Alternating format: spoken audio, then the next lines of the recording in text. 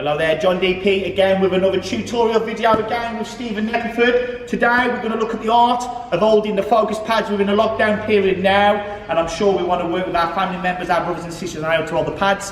This video we're going to cover some of the do's and some of the don'ts when we're holding the focus pads. Start with one of the don'ts, one of the most common mistakes when we're holding the pads.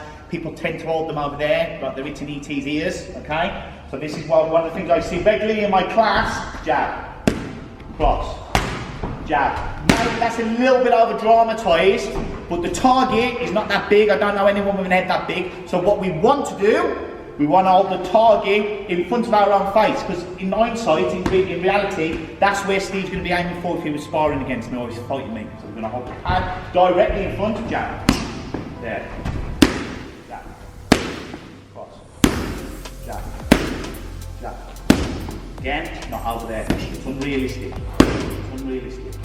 Okay? Straight in front. We're aiming right down the middle. The next thing we want to remember is how much force we're giving the person. One thing I see, there's two different ways we can do this wrong.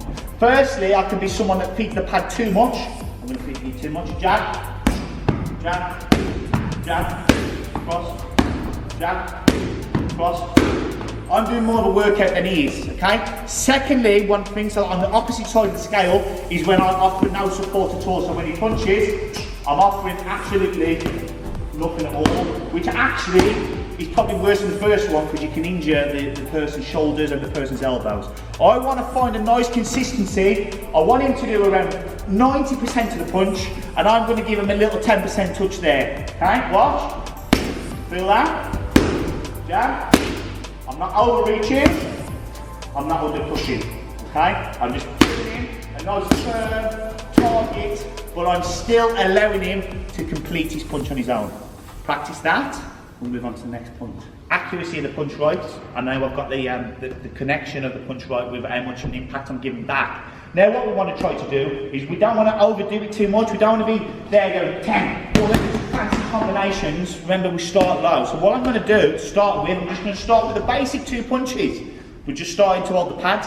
Maybe you're just starting out boxing. The 2 first punches, the jab, he guards up nice and tight, and the cross. The jab, cross, the cross, the jab. Want to get a little bit creative now. We want to.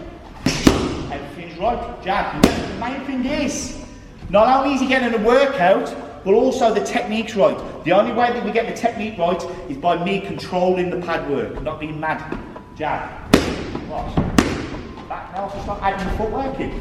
Jab, 1, 2, 1, 2, jab, moving round, jab. Practice that, and we'll move on to the final point, pad work. Now we've got the focus right, we've got the impact right, he's using the basic punches, not going crazy. Now we need to remember, me as the pad man or the bag, they don't really necessarily hit back. So what I'm going to actually start to do now in this instance, rather than just offering the pad and doing nothing back, to get him working his defences correctly, as soon as he finishes the punch, I'm going to throw out the shots. And he's just going to either move out the way, or he's going to block. Move out the way, or block. Now, not only is he thinking about the attack, he's also thinking about the defence as well. One more time. 1, 2.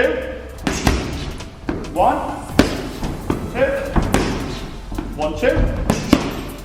Okay. Go through those points. I hope that will help you improve your pad work. Remember, keep the focus right and punch, the impact that you're giving them. Don't try to overdo it.